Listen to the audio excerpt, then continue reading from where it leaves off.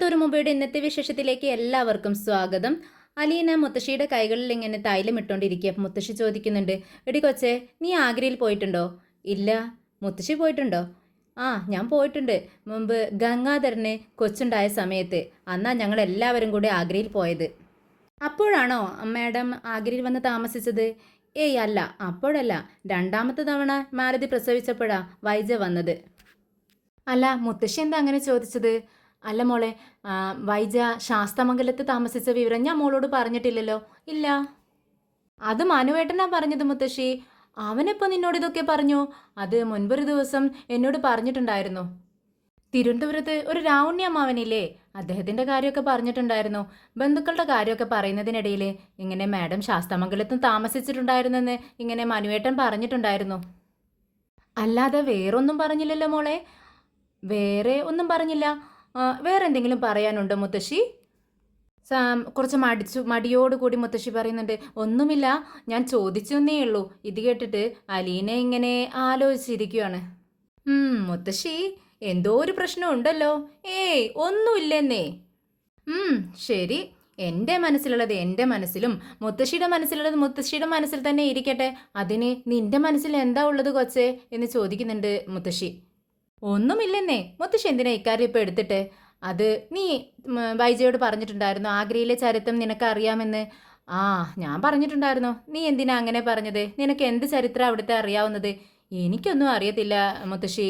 ഞാൻ വൈജമ്മേടത്തെ ഒന്നും വിരട്ടിയതല്ലേ, അതുകൊണ്ട് അന്നേരം വൈജമ്മയുടെ ഒന്ന് ഒതുങ്ങി. അല്ല മുത്തശ്ശി, അവിടെ എന്തെങ്കിലും സംഭവിച്ചിട്ടുണ്ടായിരുന്നോ? ഓ, എന്തോ സംഭവിക്കാനാ, ഒന്നും സംഭവിച്ചിട്ടില്ല എന്നിങ്ങനെ പറഞ്ഞുകൊണ്ട് ഇടം കണ്ടിട്ട് നോക്കുകയാണ് മുത്തശ്ശി അലീനയെ. അപ്പോൾ അലീന ചോദിക്കുന്നുണ്ട്, അല്ല മാഡത്തിന് ആരോടെങ്കിലും പ്രേമോ മറ്റോ തോന്നിയിട്ടുണ്ടായിരുന്നോ? ഇതേ കൊച്ച്, വേണ്ടാതിനെ പറയണ്ട കേട്ടോ അവളെക്കുറിച്ച്. എൻ്റെ സ്വഭാവം മാറും കേട്ടോ എന്ന് പറഞ്ഞ് ദേഷ്യം അഭിനയിക്കുകയാണ് നമ്മുടെ മുത്തശ്ശി. പിന്നെ ഞാൻ ഇക്കാര്യം പറഞ്ഞ സമയത്ത് മേഡം എന്തിനാ വിരണ്ടത്?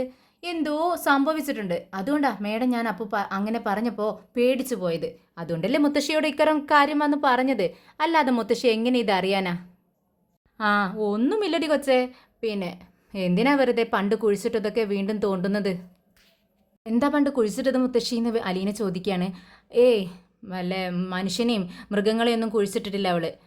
പണ്ട് സംഭവിച്ച കുറച്ച് കാര്യങ്ങളുണ്ട്, അതാ കുഴിച്ചു മൂടിയത് എന്നിങ്ങനെ മുത്തശ്ശി പറഞ്ഞുകൊണ്ട് ആലോചിച്ചിങ്ങനെ കിടക്കുകയാണ്. പഴയ കാര്യങ്ങളിലേക്ക് ഇങ്ങനെ ആലോചിക്കുകയാണ് മുത്തശ്ശി.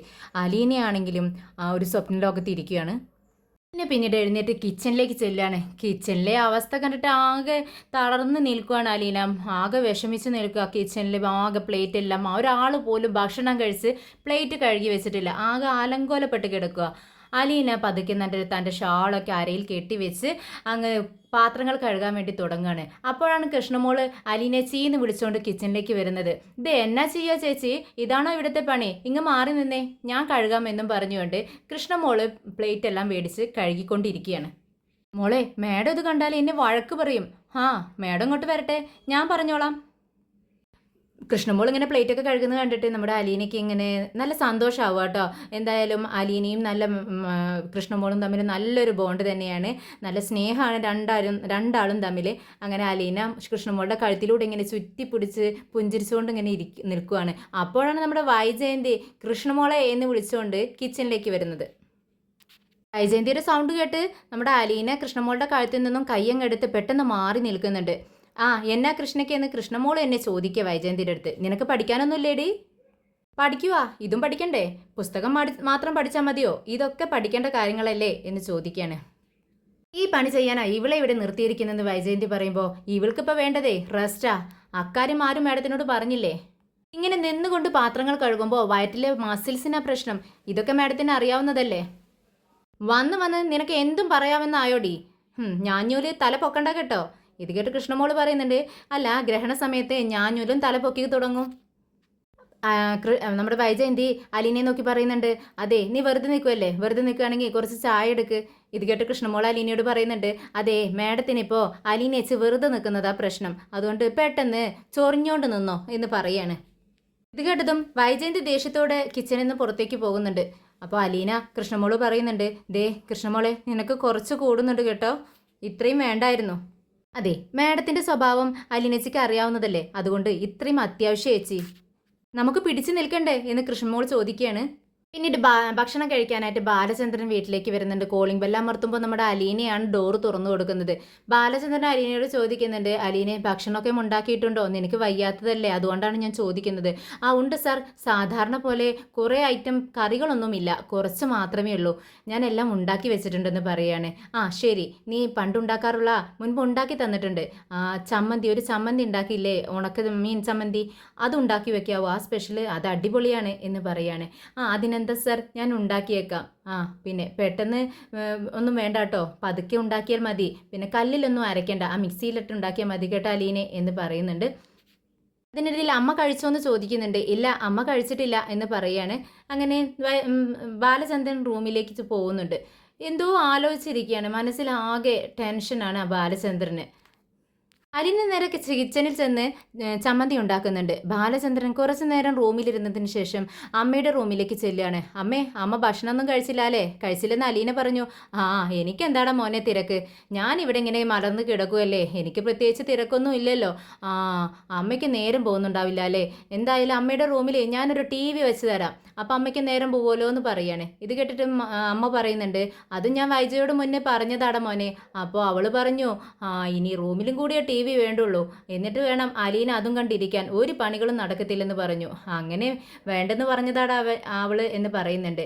അപ്പോൾ നമ്മുടെ ബാലചന്ദ്രൻ പറയുന്നുണ്ട്, അമ്മ പെട്ടെന്ന് എഴുന്നേറ്റ് നടക്കുമല്ലോ എന്ന് വിചാരിച്ചിട്ടാ ഞാൻ TV വെക്കാതിരുന്നത്.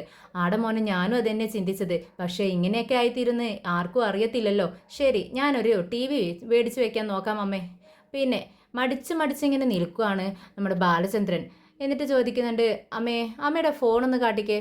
അമ്മയുടെ ഫോണിലേക്ക് ഞാൻ എത്ര നേരമായി വിളിക്കുന്നു എന്നറിയാവോ? എന്താ സൈലൻ്റ് ആക്കി വെച്ചിരിക്കുകയാണോ എന്ന് ചോദിക്കുക. എനിക്കറിയത്തില്ല മോനെ, എന്ത് പറ്റിയെന്ന്. ഞാൻ ഫോണിലൊന്നും നോക്കാറേ ഇല്ല.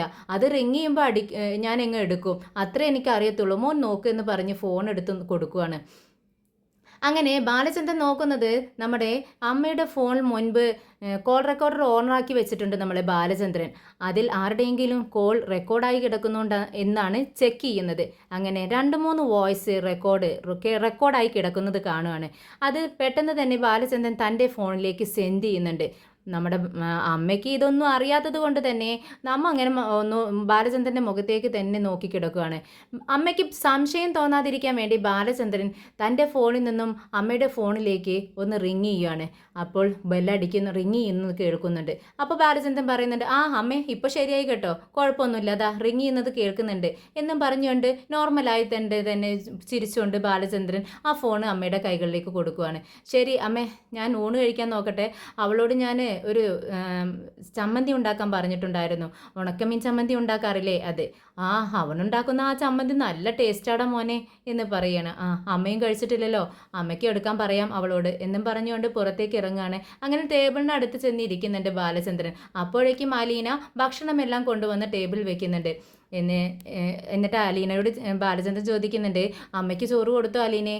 ഇല്ല, കുറച്ച് കഴിഞ്ഞിട്ടൊന്ന് മതി എന്ന് പറഞ്ഞിട്ടുണ്ടായിരുന്നു അമ്മ.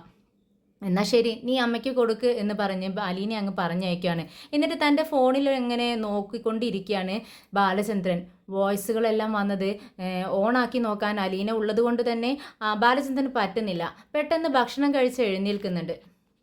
ബാലചന്ദ്രൻ തൻ്റെ റൂമിലേക്ക് ചെല്ലുകയാണ്. പതുക്കെ കട്ടിൽ കിടക്കുന്നുണ്ട്. എന്നിട്ട് ഫോൺ എടുത്ത് ഇങ്ങനെ നോക്കുകയാണ്. എന്നിട്ട് ഓരോ റെക്കോർഡായി കിടക്കുന്ന വോയിസും ബാലചന്ദ്രൻ കേട്ടോണ്ടിരിക്കുകയാണ്. ആദ്യം തന്നെ കേൾക്കുന്നത് അലീന രോഹിത്തിനെ വിളിക്കുന്ന വോയിസാണ്.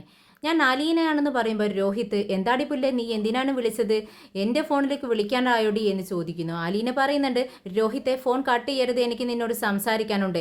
ഞാൻ പറയുന്നത് മര്യാദയ്ക്ക് നീ കേട്ട് നിൽക്കുന്നതാണ് നിനക്ക് നല്ലത്, അല്ലെങ്കിൽ ഞാൻ നിൻ്റെ അച്ഛനെ വിളിച്ചോണ്ട് നിൻ്റെ റൂമിലേക്ക് അങ്ങ് വരും.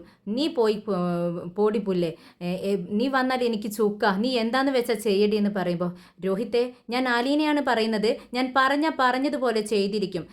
ഞാൻ പറയുന്നത് നീ കേൾക്കാൻ താല്പര്യം കാണിച്ചില്ലെങ്കിൽ ഇന്ന് തന്നെ ഊൺമേശയിൽ നിൻ്റെ അച്ഛൻ്റെയും അമ്മയുടെയും കൂടപ്പിറപ്പുകളുടെയും മുത്തശ്ശിയുടെയും മുന്നിൽ വെച്ച് ഞാൻ ആ സത്യം തുറന്നു പറയും. ഇത് കേട്ട രോഹിത്ത് തിരിച്ചു പറയുന്നുണ്ട്, എന്താണ് നിനക്ക് വേണ്ടത്? അങ്ങനെ വഴിക്കുക. അതെ, എൻ്റെ ഫോൺ ഉണ്ടായിരുന്നല്ലോ നിൻ്റെ കയ്യിൽ, അത് എനിക്ക് വേണം. അത് തന്നില്ലെങ്കിലുണ്ടല്ലോ നീയും അവനും ചേർന്ന് ആ ഹരിയും ചേർന്ന് ജ്യൂസിൽ മയക്കുമരുന്ന് കലർത്തി എനിക്ക് തന്നതും എന്നെ റേപ്പ് ചെയ്യാൻ ശ്രമിച്ചതും ഞാൻ നിന്റെ അച്ഛനോടും അമ്മയോടും തുറന്നു പറയും. അങ്ങനെ ചെയ്യേണ്ടെന്നുണ്ടെങ്കിൽ ആ ഫോൺ എൻ്റെ കയ്യിൽ കൊണ്ടുവന്ന് തരുന്നതാണ് നിനക്ക് നല്ലത് എന്ന് പറയുന്ന വോയിസാണ് നമ്മുടെ ബാലചന്ദ്രൻ കേൾക്കുന്നത്. ഇതൊക്കെ കേട്ട് ബാലചന്ദ്രൻ ഇങ്ങനെ ആകെ അപ്സെറ്റായിട്ട് ഇരിക്കുകയാണ്. പിന്നീട് അടുത്ത വോയിസാണ് കേൾക്കുന്നത്. അടുത്ത വോയിസ് നമ്മുടെ അലീനയും രേവതിക്കുട്ടിയും കൂടി സംസാരിക്കുന്നതാണ്. അലീന, മോളെ എനിക്ക് കുഴപ്പമൊന്നുമില്ല, പിന്നെ ഞാനിവിടെ സുഖമായിട്ട് ഇരിക്കുന്നു എന്നൊക്കെ പറയുമ്പോൾ രേവതിക്കുട്ടി ചോദിക്കുന്നുണ്ട്, അവൻ വന്നോ ഹരി വന്നോ എന്ന് ചോദിക്കുന്നുണ്ട്. ഇല്ല. അവനോ? ആ രോഹിത്തോ? അവനെന്ത് പറയുന്നു? അവനൊരു കുലുക്കമില്ല, എന്നെ ഭീഷണിപ്പെടുത്തുക അവൻ. എന്നാൽ ശരി ചേച്ചി, ബാലചന്ദ്രൻ സാറ് ഇന്ന് ഉച്ചയ്ക്ക് ഊണ് കഴിക്കാൻ വരുന്ന സമയത്ത് അദ്ദേഹത്തോട് ചേച്ചി എല്ലാം അങ്ങ് തുറന്നു പറ. ആ ഹരിയും ചേർന്ന് അദ്ദേഹത്തിൻ്റെ മകനും ചേർന്ന് ചേച്ചിയെ റേപ്പ് ചെയ്യാൻ ശ്രമിച്ച കാര്യം അദ്ദേഹത്തോട് തുറന്നു പറ എന്ന് പറയുന്ന വോയിസും നമ്മുടെ ബാലചന്ദ്രന് കേൾക്കുവാണ്. ഇതൊക്കെ കേട്ടിട്ട് ആകെ തരിച്ചിരിക്കുക കേട്ടോ നമ്മുടെ ബാലചന്ദ്രൻ സാറ്. അദ്ദേഹത്തിന് എന്ത് ചെയ്യണമെന്ന് അറിയുന്നില്ല. ആകെ തളർന്ന് ബെഡിലേക്ക് അങ്ങ് ഇരിക്കുകയാണ്. കുറച്ച് നേരം അങ്ങനെ അപ്സെറ്റായിട്ട് ഇരിക്കുന്നുണ്ട്. എന്നിട്ട് പതുക്കെ ചെന്ന് ഡോറ് തുറക്കുവാണ്. ഡോറ് തുറക്കുന്ന സമയത്ത് നമ്മുടെ അലീന ഡൈനിങ് ടേബിൾ ക്ലീൻ ചെയ്യുന്നതാണ് കാണുന്നത്. ബാലചന്ദ്രൻ അവളെ ഇങ്ങനെ അന്തം വിട്ട് ഇമ വെട്ടാതെ നോക്കി നിൽക്കുവാണ്, വളരെ ദയനീയമായ മുഖത്തോടെ. തൻ്റെ മകൻ്റെ കയ്യിൽ നിന്നും തൻ്റെ ഭാര്യയുടെ കയ്യിൽ നിന്നും ഇത്രയും പീഡനങ്ങൾ സഹിച്ചിട്ടും അവൾ ആരോടും ഒരു പരാതിയും കൂടാതെ തൻ്റെ കാര്യങ്ങളെല്ലാം മുറ പോലെ ചെയ്യുന്നത് കണ്ട് ബാലചന്ദ്രൻ അങ്ങനെ അന്തം വിട്ട് നോക്കി നിൽക്കുവാണ്.